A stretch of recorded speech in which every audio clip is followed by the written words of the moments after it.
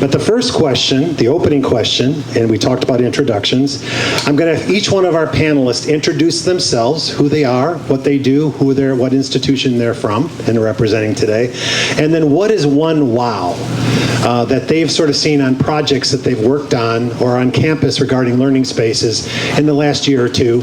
And somebody was saying, well, what if I don't have a wow? Maybe it's just a but a or a wow. We're open to either one.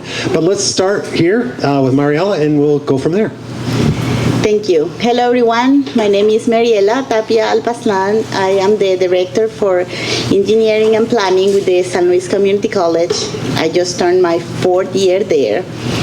And the last 4 years have been completely crazy. We have been, I guess, lucky enough or blessed enough to have Proposition R pass, and the college was able to get $450 million to modernize their facilities. Lord knows it was really needed. Because I guess something that everyone struggles with is maintenance, deferred maintenance, right? So we have deferred that maintenance to the point that we needed to demolish some buildings and build new ones. And that is just what we did. And I guess the whole thing was a wow. I mean, the whole project, I could say, is a wow. We do have different campuses in all San Luis County, one in San Luis City. We work with different contractors, different architect groups, different construction managers, and I guess that gives us a very good perspective of what each one can do. It was a lot of work, but definitely at the end was completely worth it. I mean, a huge opportunity when you think about it. Community college, they exist to respond to the needs of the community. So being in sort of state of flux and evolution is sort of part of the game, right? Right. Okay. Right. And yeah, I mean, I don't know how much time I have, so I will just talk about this for 12 hours. We'll get you in the next round. Lindsay. Hi, I'm Lindsay Buning, and I am full-time faculty at Maryville University in the Interior Design Department. And I would say that my wow is seeing on our campus some of the principles that we try to teach to our students about how we're thinking about student wellness and how we're supporting students, to really see those being invested in and innovated around campus has been really fun to watch over the last 3 years. Hi, everyone. I'm Hannah Jeffries, Director of Interior and Relocation Planning at WashU Medicine. I've been there for 10 years this month. My team does everything from planning moves and full building activations where you have to be prepared for a building to actually function and occupants move in, to we do signage and art and interior design and finish standards. So it's kind of like you name it. If it's related to interiors, my team is somehow involved. I think the big wow that we've been dealing with on campus in recent years is creating office guidelines. So my team functions a little bit more with the administrative areas and research and clinical spaces and less with the student learning. So we ask that people are in the office 3 days a week or more to be assigned office space.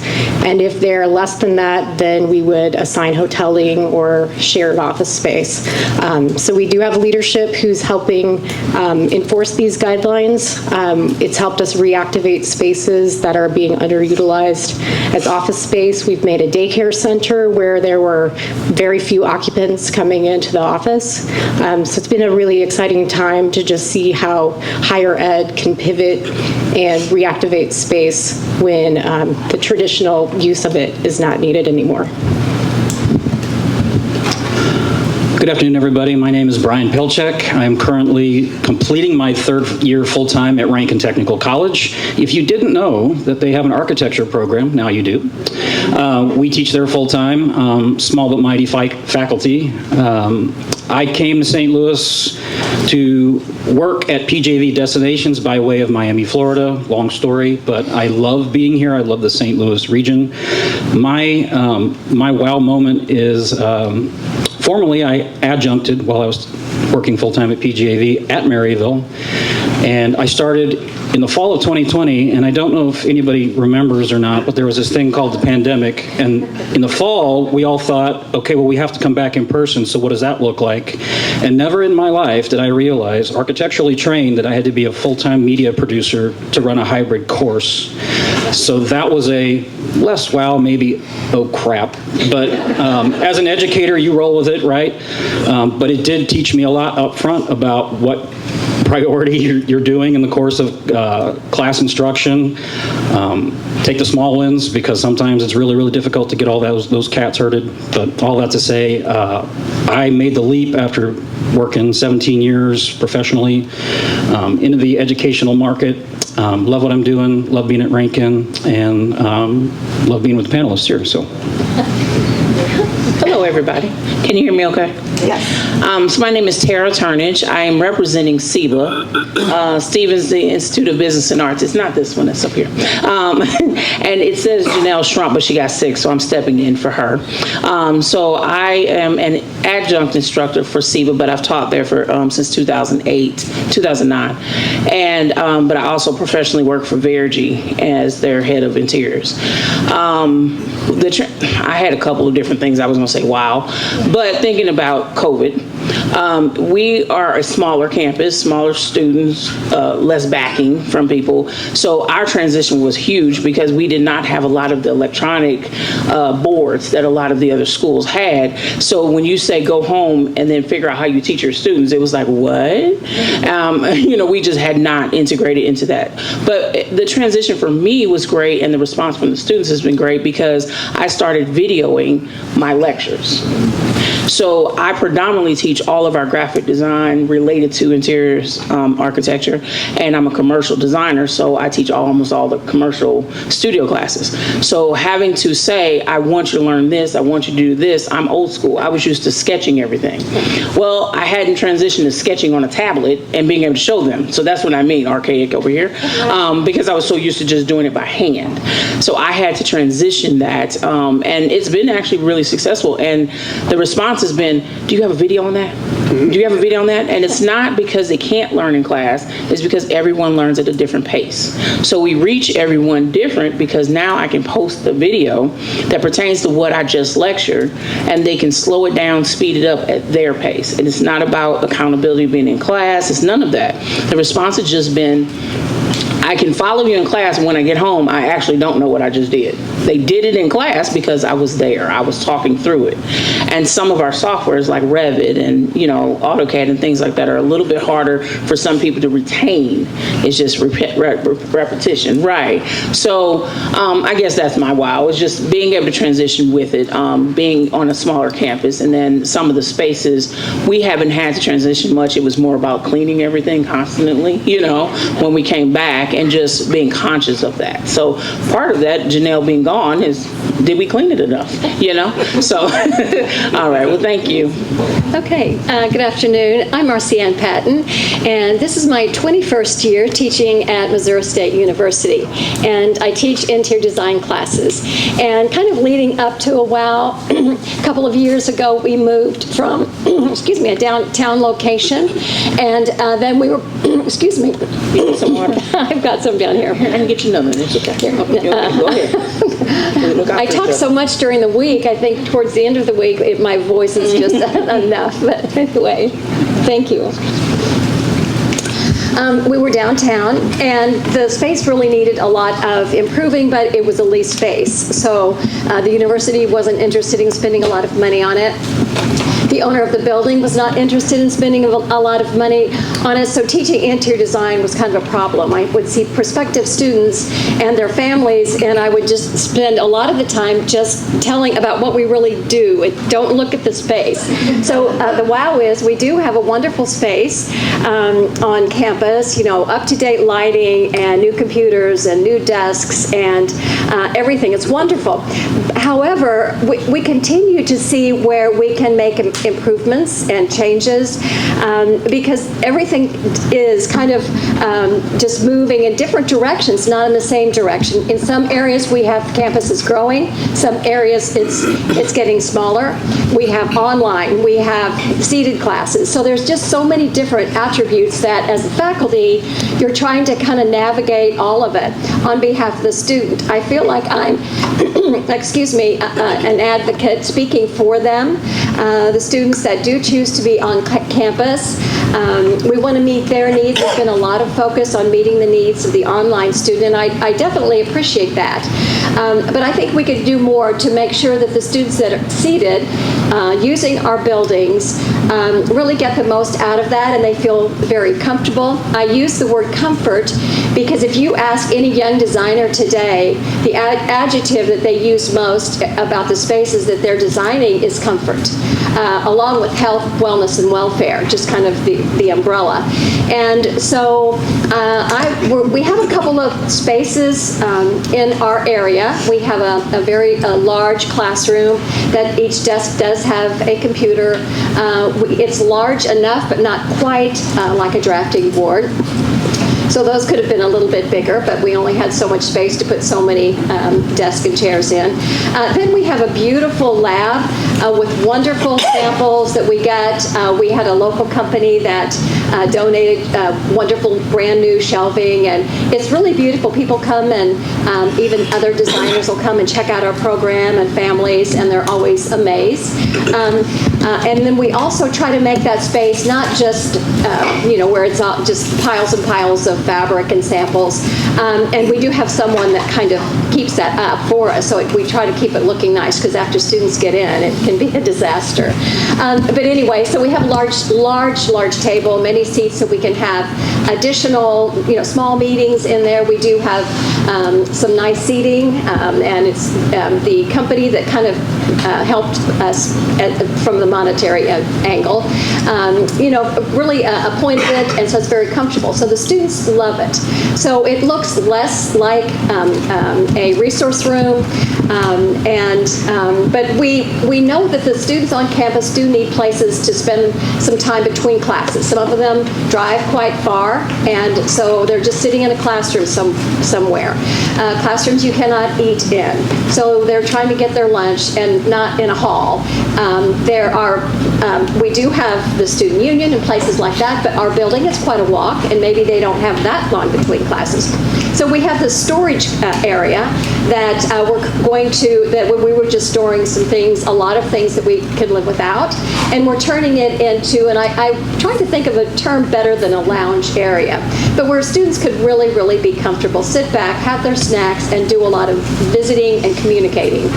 Because they come to campus, we start our classes, we talk and have that time, but then between there's really nothing other than trying to find a place where they can study. So I think the secrets of, and I think the thing that we need to address is making sure that their time on campus is really valuable, to kind of validate that fact rather than taking an online class. So they're spending the money to be in class. So I think there's a lot of ways that we can really make that more enjoyable for them, their time that they spend in class, outside of class. So that's kind of my soapbox, and I think it's an area that we really need to work on. Well, thank you very much. We appreciate that. So now let's get into some conversation here a minute. So part of this in a hybrid era is having us rethink space, right? And how we're using space. So a theme that we've been working on from a Hayworth perspective, a research side of it, is how does instructional design shape space design? And if you listen to the panelists, many of them touched on that in some way or another, is how the space was tying more to instruction, especially when you get into the hybrid world. We were talking earlier about there's a lot of campus spaces. I was on a couple in the last week or so, that there were 30-seat rooms that were hybrid rooms. So, and they were set up for 30 people in the room, or 10 people in the room and 30 people online. But they still had to have the full 30-seat space ready just in case everybody showed up. So the challenge, that creates challenges for campus leaders because you start to think about it. Back if you're working in the work world, if you got a large conference room that's never used, cut it in half and now take 2 smaller ones. That's happening a lot on campus today. So if we start over with Hannah, I told you Hannah was going to get you. So start with Hannah. Let's talk about from instructional design to space design, and maybe if others have thoughts to add as well. But how are you seeing instructional design driving space design? So we're seeing that a lot of the instructional spaces are actually more geared for collaboration now, not as much lecture in the front of the room, and then, students just kind of get up and leave from their chair. So the the professors are actually recording a lot of their lectures in advance. They post those online. The students will read those or watch them before class, and then class is more of a discussion, and the furniture is actually made to be more flexible so that students can collaborate together, and there's more technology. There are big screens. There's plugs to plug in laptops and phones and things like that. So we're just seeing it as more of a collaborative, flexible space than it was pre-COVID. Is it the same size? That's a good question. We haven't really been able to tear out walls and change a lot of the spaces, so we kind of have been working with what's already existing. Yeah. Yeah, I would say that on campus, we're seeing a lot of those same principles that you're seeing inside of the classroom bleed outside of the classroom. So in some of our interstitial or transitory spaces, these are now becoming learning spaces because of the blended way that we're doing education with on-ground and online.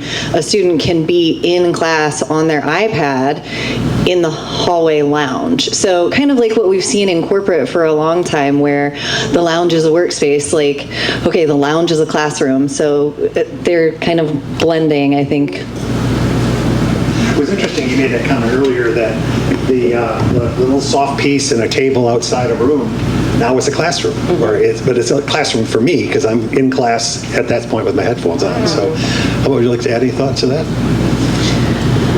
I would agree with the points just made. I would say in addition, we have had the opportunity to build like brand new buildings. So we have been able to incorporate the latest and the greatest budget allow. But for example, the older spaces, we have been trying to open them up. We are doing some renovations as well in the existing buildings. So we try to open them up, bring in natural light, incorporate also natural materials, all that, I guess, touching into the wellness that was mentioned. So that is how we are teaching and learning these days. So if you think about instructional design to space design, obviously instructional design relies heavy on faculty and what we want to teach and how we want to teach it and so on and so forth. Is anybody doing anything interesting or different to bring faculty to the table in terms of creating these spaces that you're putting in on campus or repurposing on campus? Anybody want to add to that? Well, I just need to mention that, well, I have always understood that who better than the one that lives in that space knows what is needed. So we definitely want those meetings with the ones that are going to live there. Again, after they give you the list of all the ones, because of course they think this is my only opportunity to get what I want. You go back and then ask them as the architect, make sure that we are code compliant, of course, with everything, and then what we can achieve. But definitely get the voice of whoever is going to occupy that space. So our program relies heavily on adjunct faculty who are coming in and then they're leaving, and so they don't necessarily have a dedicated space.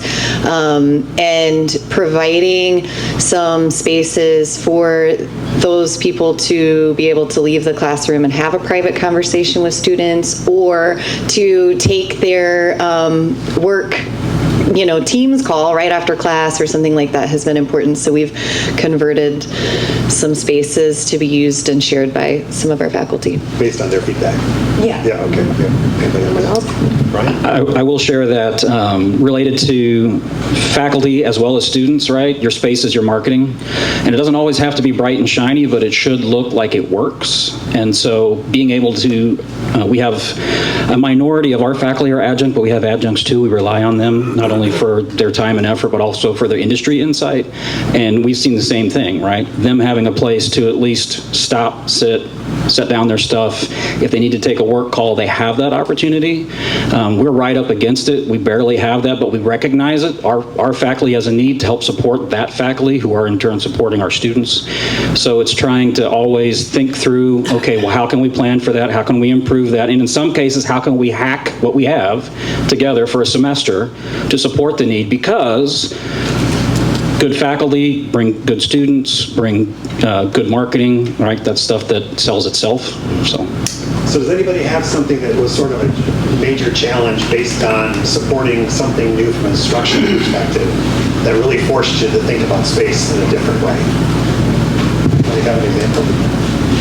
Well, I don't know if I'm answering that question, but as far as my classrooms,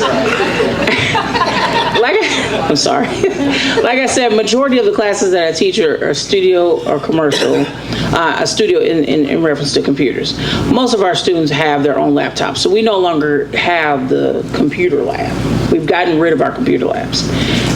We did have graphic design, and we're kind of rolling that away, and it's transitioning to be real estate degrees, and I don't know as much about that, so I'll be quiet. And that's not a negative, I just don't know a lot about it, so I don't want to say anything, but we're transitioning to that. But our department, interior design, it looks like an atypical commercial office. I don't know if that makes sense. It's still a classroom, but we have the atypical library. But what we did is in the lighting, when we transitioned from being in what was an office space in the 1900s, and we moved to Washington Avenue. It is, if you know anything about it, it's the garment district. So the building respects design, and what I mean, it is the old factory look. It has the old brick buildings, and the wood was restored, and they can see how it used to look before. And I think that's part of the education. I think anyway, so collaboration space is what my point was. Most people don't assume that you're going to have these conversations when you're talking about a computer, when you're teaching computer classes. But I collaborate a lot with my students because that's what we do in the professional world. We collaborate with our clients. So we're just not going in there and saying, go put this in the computer. We have a conversation about what you're designing, how you're designing, and then we get them started. You get what I'm getting at? So the space, it needs to transition from not just feeling like it's electronic based. It needs to look and collaborate. So I've kind of transitioned my classroom that the front table can't be used, small classroom, so I can do that. And I jokingly say, everybody meet me at the red table. And I say the circle. It's not a circle, it's a rectangle. I know my shapes. But I do it as a funny. As everybody comes up and I'm like, come on, we gotta go talk. And this because they know they're gonna be put on the spot, that they gotta talk. They have to think. They have to tell me what they think they want to do. Here are the ideas, and they have to share the ideas before we even touch a computer. And I love the computer. I'm a big nerd on the computer. But I still think there's those skills that we need to keep in the classroom, which is collaborating between each other and getting them comfortable with being able to say, no, I don't like that idea. I do like this idea.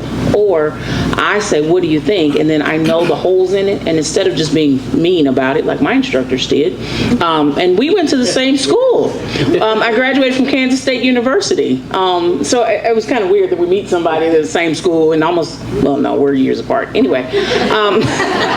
So collaboration is the big thing, is that transitioning our space so that the students understand how the real world works, and it's not just pulling the computer out and start drawing something. You need to understand what you're doing. So there you go. I don't know if I answered that question. I kind of want to add a little bit to what you were saying. I also think it is really important for the faculty and the students to intermingle, not just make an appointment, come in and talk about something that applies to courses or texts or whatever the situation is.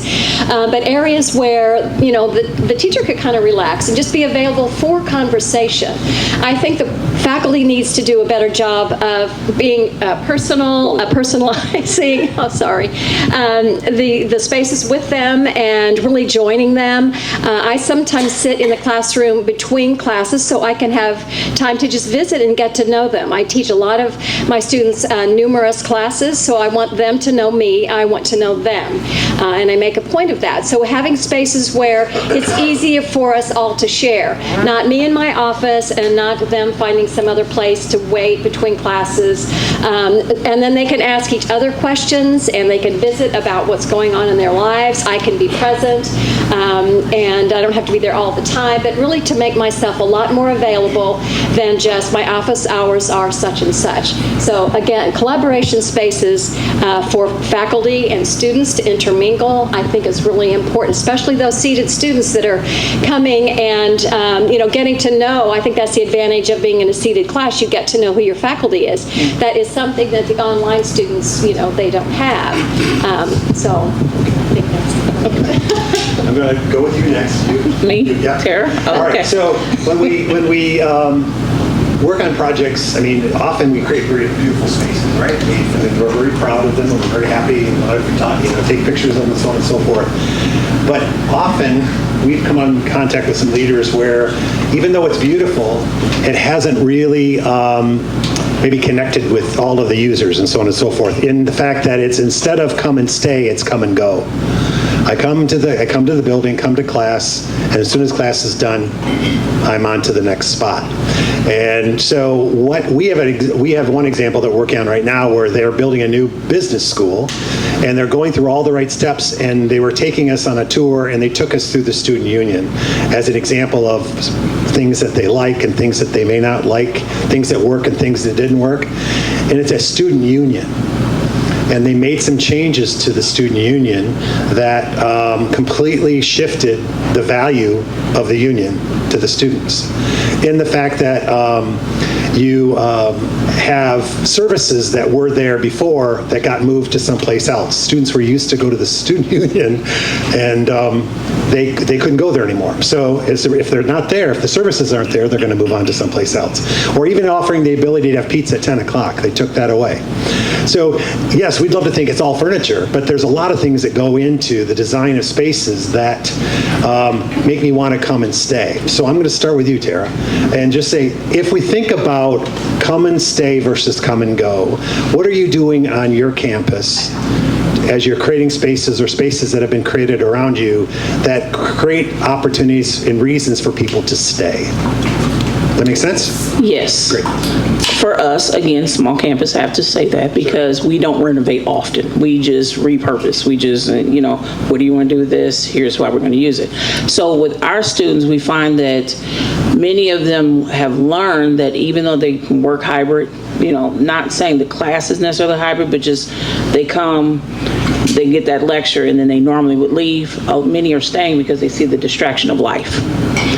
By fourth week, they're panicking because now they realize they haven't done enough because life has been in the way. So I'm like, well, just stay in the room. It's okay. Or go work down there, and they're starting to do it. But they're also finding they're getting work done, and they're accessible. I'm accessible, So if they have that question, they no longer have to send me a message and wait for the response. Now, again, small campus. I am available to them almost 24 hours, and that sounds crazy. I do have a separation. I love it, but I love teaching. I want them to know I'm available for that question. So now a text message comes across, and there may be a picture of the area they've designed, and they say, what do you think? I got one at 12 o'clock, and I'm like, well, I'm up working, might as well answer. So I do answer, but I don't mind it. It's not saying that everyone should do that in education. I'm not saying that there should be separation, but I'm a little crazy girl, and I don't mind that. Yeah. But I think it also helps them. They don't stop, they don't give up, and they try harder on that design. So anyway, so again, it goes down to encouraging them to say, okay, life is out there and life's going to happen, but you need to get your work done. How do you do it? Stay here, come in. And the days that we're not here, come in. It's okay. It's okay to leave your life over there, Anything unique in those spaces that you're saying, come here, stay here? No, it's just availability. Okay. I mean, again, it's harder because I'm competing against larger schools here. We don't have that. We're a 4-level school with limited spaces. We're one whole floor. Interior design is one whole floor. But we are one of the biggest departments as far as the student body and what we produce and who they go to when they leave. So we're proud of our school, so I'm not at all diminishing. It's just that we don't have the budgets. We don't have the, here, can we change this? No, it's work with what you have, let's do it. But we're okay with that. You know, they come in, they know what they, they took the tours, they know what they're getting into, and many appreciate the small campus, the availability of their, faculty, and we're there a lot. And while I do have a full-time job, I'm also full-time at the school, adjunct full-time classes. So, I don't know, it's just a love and a passion for it. So, but the spaces, I think in some instances what I'm trying to say is the space doesn't always matter, it's the availability in the space. They have the space to move around when there's not a class, or sometimes they just sit in the back with their headphones on and they work in a chair, a desk that is not being used. So, I mean, I think it's a little different for us. How about you, Brian? Come and stay versus come and go. So I was actually going to pose a question. The students that stick around, are you finding that you're running out of room? No. Okay, so you got plenty of space. They can stick around and you can still teach actively. There's a few classes that Okay. are kind of large, Okay. but again, there's usually another room that they can move down to, or we have spaces on other floors that have nothing to do with interior design that they can go and do their work because they're working in laptops. It's not like the olden days with us, and we were still, well, you may not have been, but drafting table. Oh, no, we were. Carried that drafting table, Yeah. and things like that. We had big cabinets with the big body Yep, computers yep. in it. So, you can't carry those things around, but now these students can. They can go learn anywhere. Much more mobile, yeah. So what I was going to offer is our studio's set up. Rankin obviously has trade programs, so they have shops. Our shop is our studio.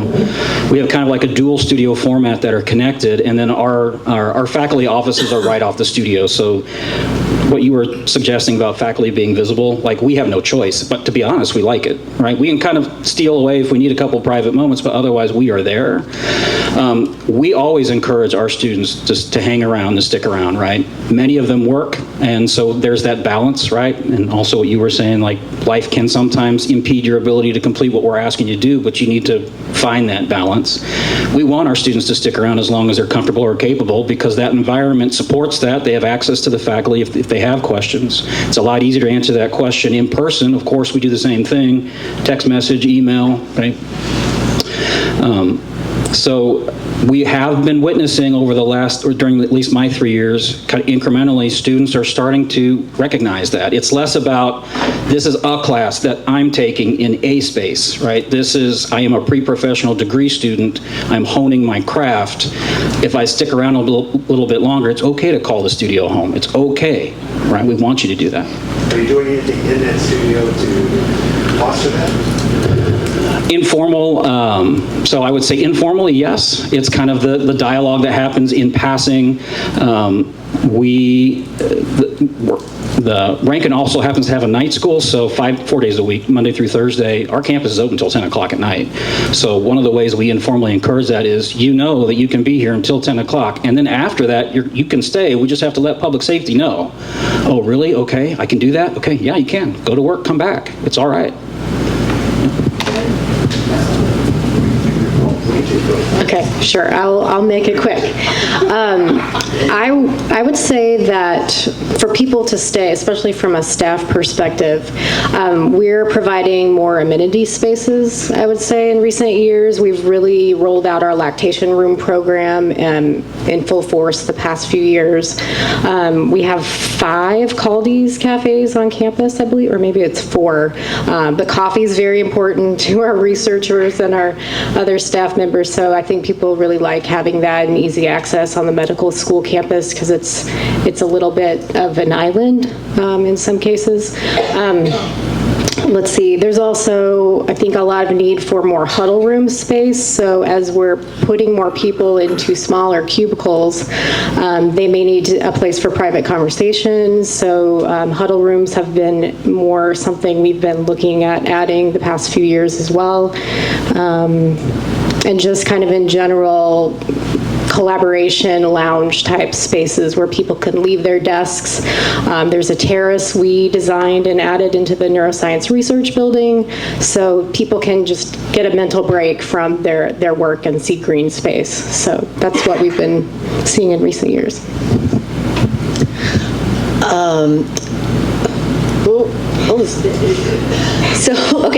So we're thinking about You okay? people staying. Got it. People staying. So I think that some of these spaces are spaces that we see like not being able to be measured by data. Like if you're thinking about a classroom or a meeting space or something like that, we have a booking system that you can like go in and you can see who's using it and how many people are using it. But some of these stay spaces, you really need more observation or talking to people. Do you see this being used? How is this being used? And then being willing to iterate those things too and like progress them so that they're not stagnant, so that you can make changes along the way to make sure that people are using them as amenities and that they're providing the support that people actually need that get them to stay on campus. Yes, in addition to everything that has been mentioned, a couple of other items that will keep the students on campus include, for example, in the student centers or in the area that they usually get together, we give them the ability to play videos. This is different from esports, for example. That is something that is coming very strong, I guess. We did recently also build one in the South Campus and have been very successful, very popular, but not necessarily that. I'm talking about in the student area to have an area for them to play videos. Also fitness centers. That is something that will keep them. We do have in Forest Park and in Flow Valley. And in addition to that, and this is something that could be very particular for community colleges, is childcares. We do have childcares also in Forest Park and Flow Valley. So all those amenities, in addition to, of course, food that keep us all together, keep the students on campus or help them stay there. So we talk about instructional design, space design, come and go versus come and stay. Each one of you have mentioned about seeking input from either faculty, students, your leadership, so on and so forth. Can anybody share some of the work that they're doing as part of ongoing projects? How are you listening to the stakeholders? I mean, is there a formal process? Is this an informal post-it notes on a wall somewhere? How are you, is there anything going on within your institutions that are actively seeking input ongoing from faculty, students, or staff around spaces on campus? Anybody? Well, during the design process, we do have those meetings with the faculty and the staff and administrators of the space, the different programs, that way that help you not only what is needed in the space, but with the adjacencies of the different areas there. After a certain point in the design, we also have town halls, so that is like a way more, popular, or that we bring more people from not only inside the college, but also the community around to know what we're doing and for them to have the opportunity to provide input. So we're talking earlier, sort of do it with me as opposed to me, I mean, you can never really under-communicate some of the changes. How about you, Lindsay? So it's a combination. I mean, we have the data that we're collecting from people on how they're actually using it. And then there are formal surveys about how are you using spaces, or what is it that keeps you on campus, or what keeps you engaged, why do you like it here, what helps you stay. And then there's also just the more informal process of deans or department heads walking around with people who are using the spaces every day and talking about where can we squeeze this in? Can we convert this closet to a classroom? Like, what do we really have? Because people are natural problem solvers. They're walking around their spaces that they are accountable for and own, and they're like solving these problems anyway. So kind of relying on some of that input has been helpful for us. I actually agree on the surveys. We do a lot of employee satisfaction surveys. After we had moved people into the neuroscience research building a couple years ago, we sent out a survey, and sometimes you get answers you don't really want to see. We ask how the workstations are working and the furniture. We've gone back to previous buildings to see how people like that, and then we do kind of lessons learned and then improve it the next time around. So it's a lot of data collecting and understanding how things are changing over time, and do we really need that much storage space in an office anymore because no one's keeping paper, and they maybe don't need lateral files anymore. So it's just kind of understanding as the years go by how people use space. And then a lot of times if there are staff members, they may report up to their management and leadership, and then the leadership reaches out to our group. So it's kind of a consolidated list of things instead of just people randomly emailing what their needs are. So, which happens too sometimes. How about the next one? When we talk about balancing, flexing, balancing the need for flexible, adaptable spaces against all of the current things you're trying to do on campus, what are some of the challenges that you faced being able to integrate sort of these new approaches to teaching and learning spaces with your current models? I mean, I know you're maybe building some new ones, but some of the examples of some of the panelists that have existing spaces, and you're getting sort of a nudge to sort of rethink these spaces. What are some of the challenges that you're facing? Is it, in terms of leadership, or what's the challenge? Anybody? Lindsay, you'll take that one? So I think that one of the challenges we're facing is kind of the balance between a generalized, very flexible space that can really roll with enrollment changes, and then specialized spaces that really support the mission of the university, which is really preparing people for the workforce that they're about to enter. So how do we balance those two types of spaces where a general coursework might be more generic, or whereas we have specialized nursing labs that have it's like a giant tablet and the human body's on it, and they interact with their patient. Or even in our design labs, we have things set up like a work pod with a central meeting space, so that we're kind of creating that work environment. Those are more specialized. One way that I see the university kind of overcoming that challenge is creating a really highly specialized space that then becomes collaborative between departments. So we're thinking about a maker space that multiple departments can use. So we have one in the visual arts department. I mean, we have a great fabrication lab, but nobody else comes to use it. So it kind of resolves that problem of creating specialized space that supports the learning system that we're trying to create at Maryville, and starting to break down some of the silos between different departments and create collaboration and learning opportunities across. Yeah. Mm-hmm. So in stark contrast to Lindsay's comments, we have the opposite problem. What we've discovered is Rankin, of course, has architecture as well as plumbing, carpentry, automotive, electrical. We, in the last 3 years, have implemented a design build class where our students get their hands dirty in the carpentry shop, and the carpentry instructors have been great. They said, "Great, come on in. We'll give you a corner. We'll make it work. You're welcome to use our tools." And for 2 years, great. But now we're a victim of our own success in that the carpentry program is just blossoming.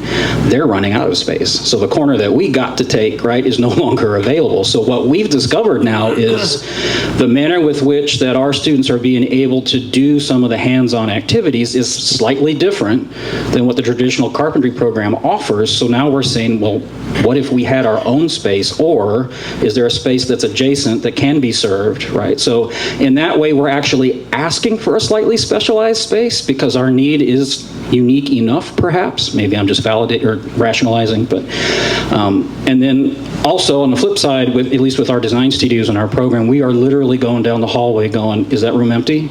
Okay, does anybody want it? Because we're going to take it. Because our needs are great, again, a victim of our own success, and we know we're not alone in terms of our campus, at least in St. Louis. about having both the specialized space, also the it's an interesting mix between shop instruction, or in our case, studio instruction, and then more traditional, like sit-down theory-based classrooms. However, those two need to be adjacent to each other, so that's sometimes our largest challenge, is that they aren't really adjacent right now. So again, we're growing and we're looking, and in our case, we're trying to help define and defend a specialized zone, at least in the design-build example. So. We often hear about leaders on campus wanting to do something different. They sort of see it in their journals, they see it online, they tour other campuses and they say, I want that, right? I want to do that. But they don't always know how to get there. And I used to always say the term, just because it's new doesn't mean it's right for you. We can always want to sell you the shiny apple. I mean, we always want to show that, but that may not be right for you. So we are, from a Hayworth perspective, been very deeply invested in pilots, going around and working with leaders like yourselves to sort of test drive an idea, test drive a concept. I always go back to when smartboards first came on the scene. Some of us were there. But when smartboards first came on the scene, they were put everywhere. Districts were buying them by the hundreds and then deploying them across the board, both K-12 and on college campuses. Well, you probably can go on a few campuses just in this area right now and see a lot of smartboards that are just really expensive projection screens, because we may not have kept up with software, the users have changed, the equipment has moved on, the instruction has changed. So as a result, there's a lot of money that has been spent to put something in that at the time had tremendous potential, but has not really been fully utilized.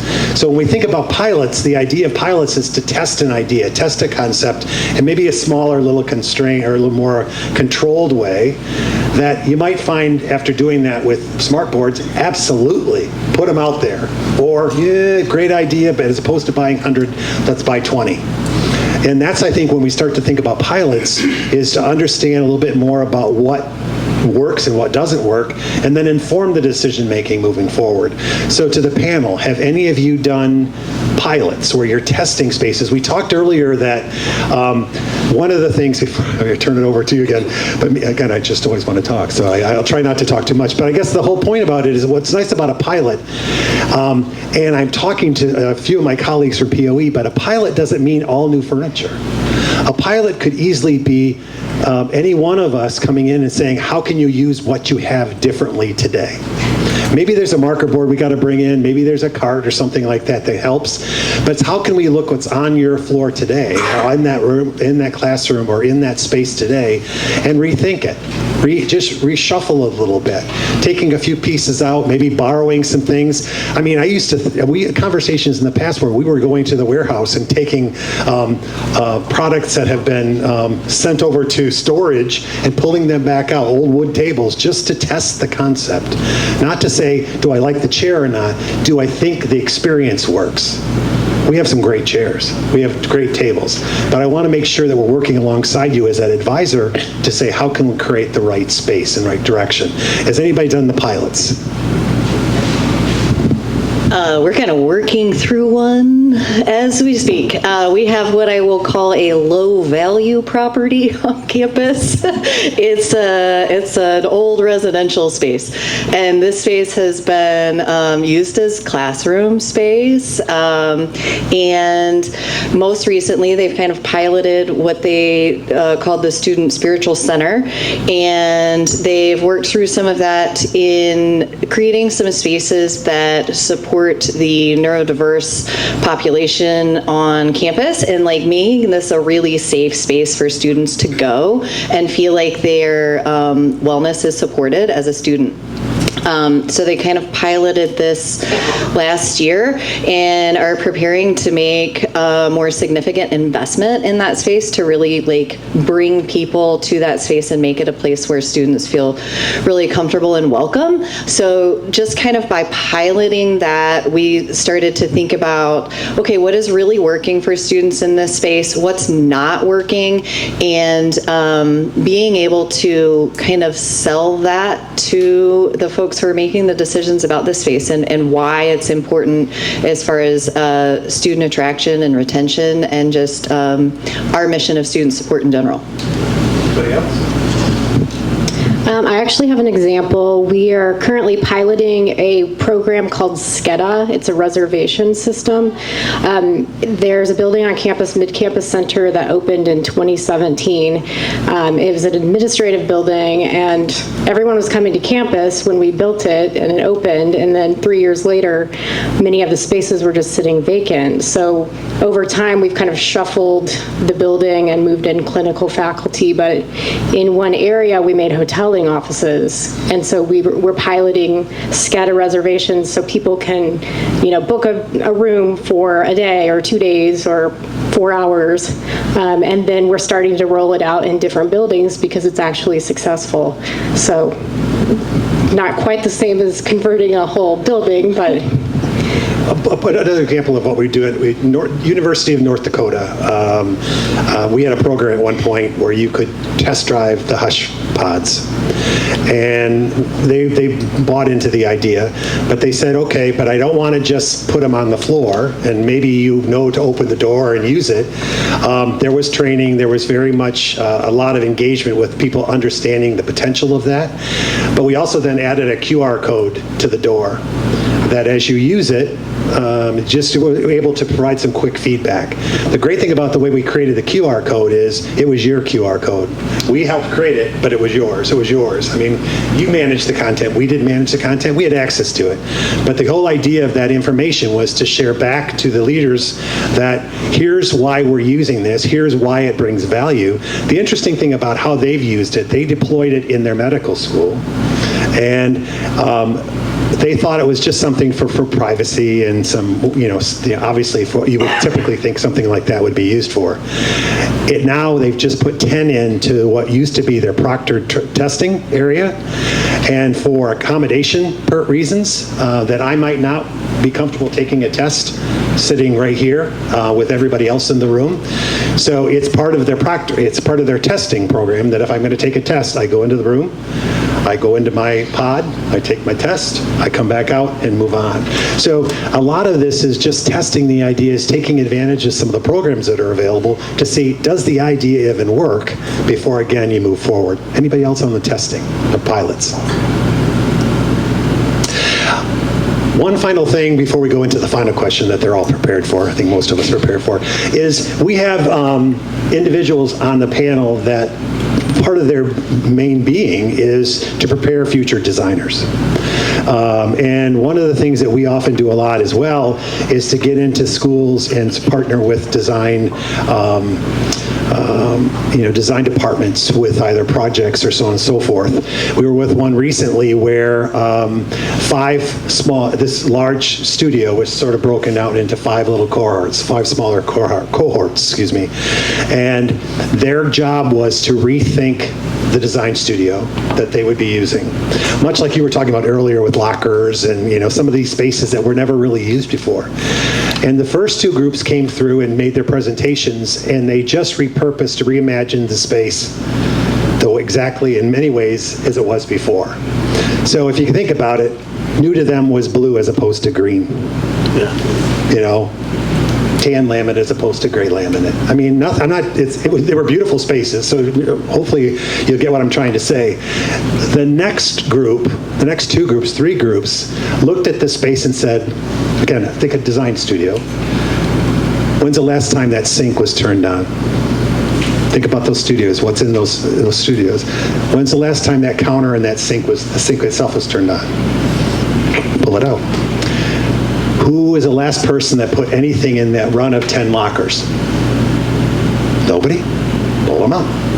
And so they were able to think about how to repurpose some of the things in the room, which then allowed them, much like into your example of creating that collaboration space, they freed up 25% of the space that wasn't available to them, and then had them now test some concepts that will sort of, what's nice about that is those 3 programs now went into the chair and the dean, and they're now sort of part of a potential donor project to fund the redo of that studio classroom. So there's some great opportunities there. Anything from how are we connecting students into the whole process, the design students, I should say. I know students we talked about earlier. Is there anything unique that we're doing from a design student perspective, a future designer, into that process? I got one. Yeah, okay. So we have created a class called Saint Studio, and it is essentially functioning as a design studio within Maryville, and we are doing projects across campus now, and this is new.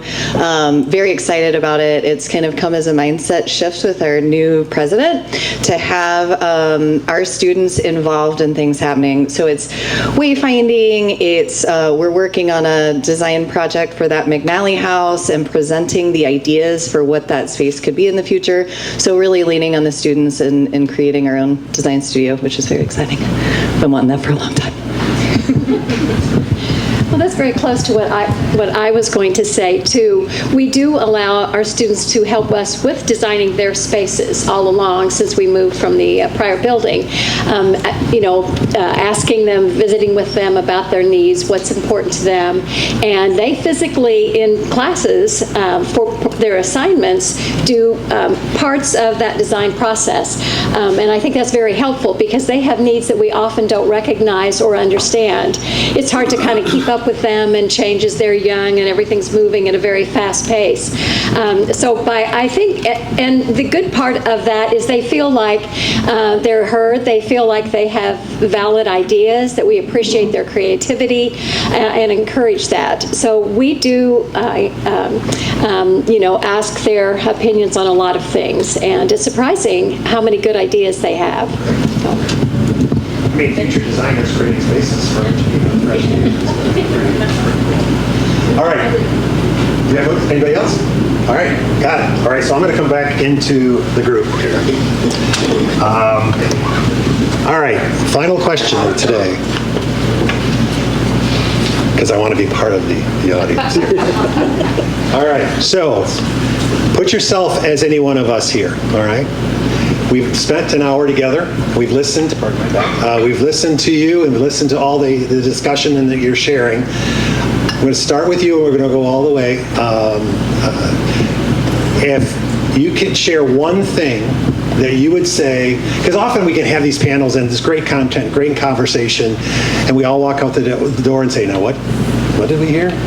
What did we see? What did they say? Everybody share at least one thing that you would want me, as somebody in the audience, an attendee to the panel. What's one thing you would want me to walk away with today based on the conversation that we've had? I will say the communication and coordination. I mean, at the end of the day, we're all going to live in this space, students, faculty, who am I missing, and the staff.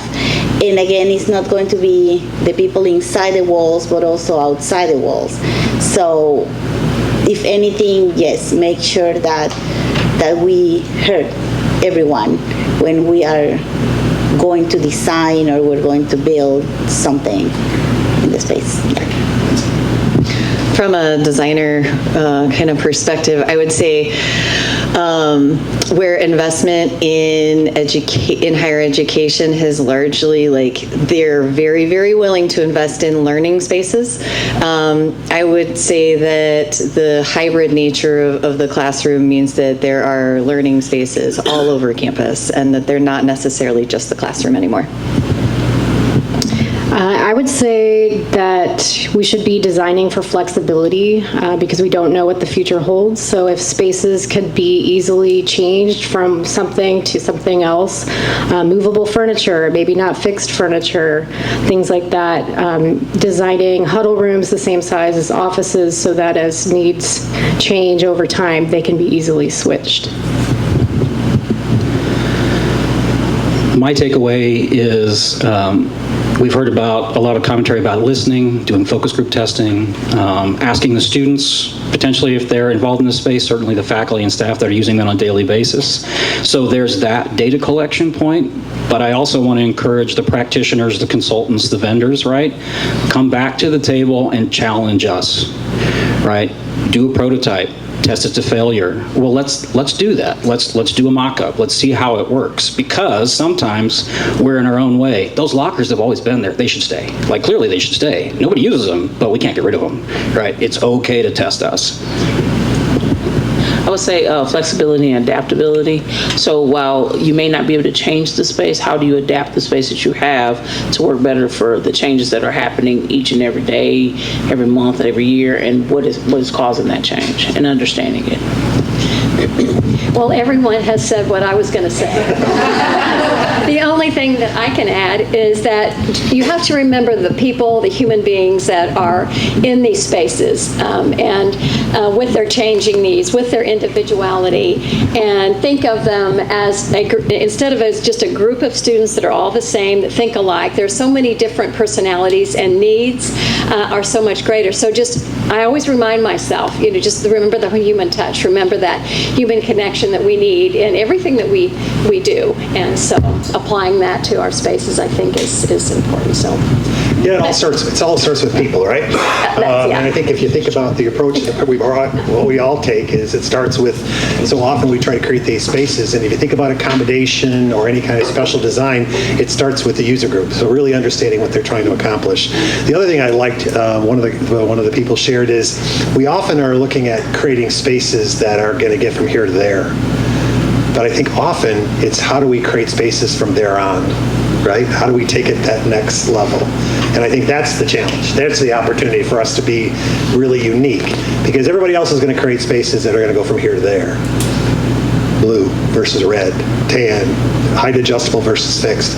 But how do we really sit there and think about what these spaces look like and how they can really function and how they support instruction and how they support belonging and well-being and bringing students back to want to stay on campus? How do we create those kind of spaces?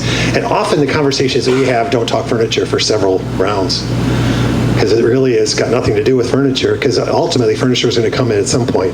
But it really is understanding as advisors is how do we create the right kind of space and right kind of approach that then we can then populate as appropriate with the right mix of product and function and design and so on and so forth. We first of all like to thank our panelists, but before we do that, does anybody have any questions for any of the panelists? Does anybody want to follow up on a point that one of them made? We have a few minutes. Does anybody have a question? Please. This question is for Hannah. Hannah, you mentioned this reservation system and that it's getting traction, right? Could you describe the kind of spaces that they're reserving in terms of acoustics, natural light, height adjustability, task chairs? Like, what are you providing that they're loving? Yes, okay. We started out the program, so since it was a pilot, we learned quickly that we didn't have enough to support what they needed. So we just had a desk and a chair, and they could just bring their laptop, and they were like, we need a docking station, and we need 2 monitors, and we need office supplies. So within 2 weeks, we pivoted quickly and tried to get as many computers as we could to fill in those offices. So people just want to plug and play. Most of the spaces, actually all of the spaces on this particular system are all offices and workstations. We have a totally different system for conference rooms and learning spaces and things like that. So this is literally just offices and workstations. And so they can scan a QR code, like you mentioned. There's a website. We're trying to kind of keep it limited to not the entire campus. It's people who know about it can use the system because it's on the floor where the dean sits, so we don't want every single person on campus flooding the floor. But that's pretty much, we quickly learned with feedback that we needed to change that to make it more functional. Thank you. Sure. I think there's both sides of the whole scheduling, right? Davenport University, a school that we've worked with, some of you know about that story, but they went out and brand new business school wanted to put the scheduling system in all of their student rooms. And they went to the students and said, do you want this or don't you? We can put it in, let us know. They came back and said no. And their feedback was, what they found in the student zones at least, that I might sign up for a 3-hour block and never show up. And now all of a sudden you can't use it because the sign on the wall says occupied. And so what they've stepped away from that. Now they still have, like in the faculty zones and some spaces that they really, because they took faculty out of offices and put them into open space, so they need that space, which then has to be scheduled so everybody has what they need, which probably similar to what you were talking about. But from the student perspective, by taking it out of the scheduling world and just saying first come, first serve, everybody's happier, because the reality is you might need it for 3 hours and find out, sorry I keep pointing at you, but you might need it for 3 hours and then find out after an hour you're done, and now I can come right back in. Now I can it's your earrings, absolutely. They're beautiful, they're just beautiful. But again, that gets to the point where you start to think about looking at the user groups to say, from a faculty perspective, or certain parts of it, I do need to have that scheduled. I do need the right tools. I do need the furniture, the technology. But in this case, for students that really want easy access in and out, they want that building to ebb and flow, then maybe some of that might not be the best solution for them. Any other questions? Yes? I actually have a question with one of your first comments. Please. Nobody commented on, I suspect it's because we don't have a good solution, but if you're building a classroom for 30 students, but it's hybrid and you have the flexibility of if there's only 10 people in that and everybody else is virtual, have you thought of how to manage that? Or are you just taking that real estate even if it's never used to its full capacity? Or are there other solutions for real estate? Well, again, we have a local school, a community college, Grand Rapids Community College, Lakeshore campus, where that's their challenge. And what they're doing is they're working through tracking usage and so on and so forth. And what they're finding is that 30-seat classroom is going to go down to probably about a 20-seat room.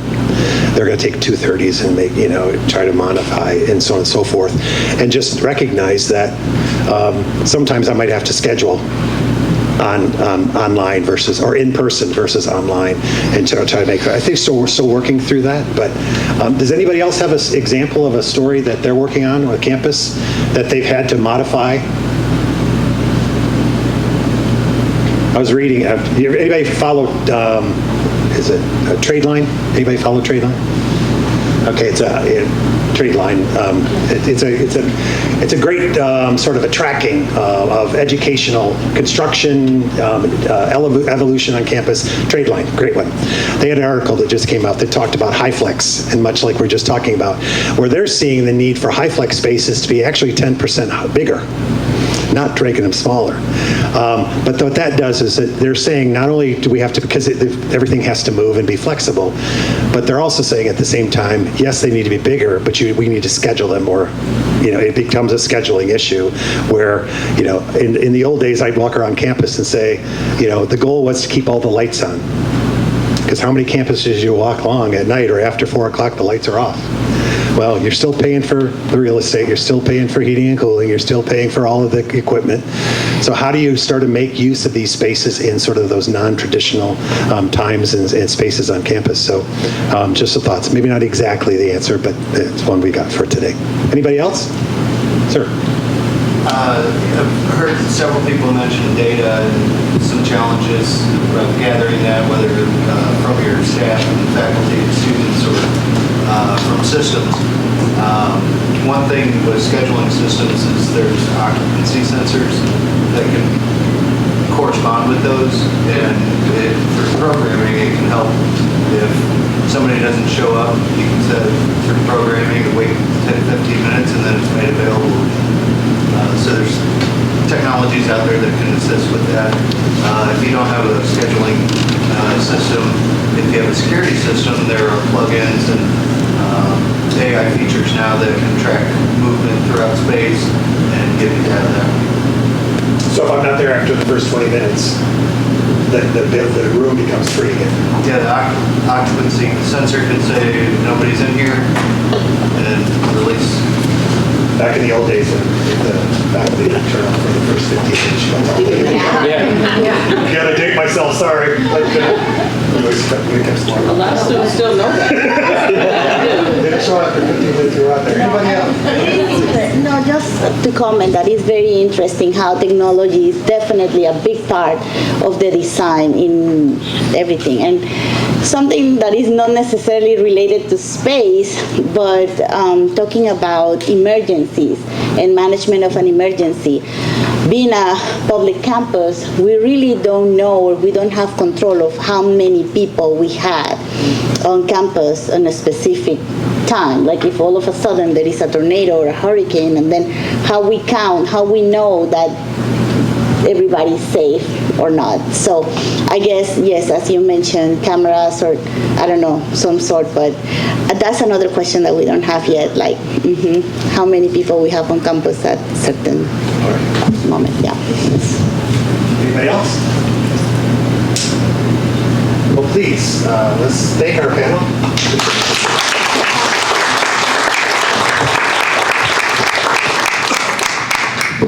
So this was great.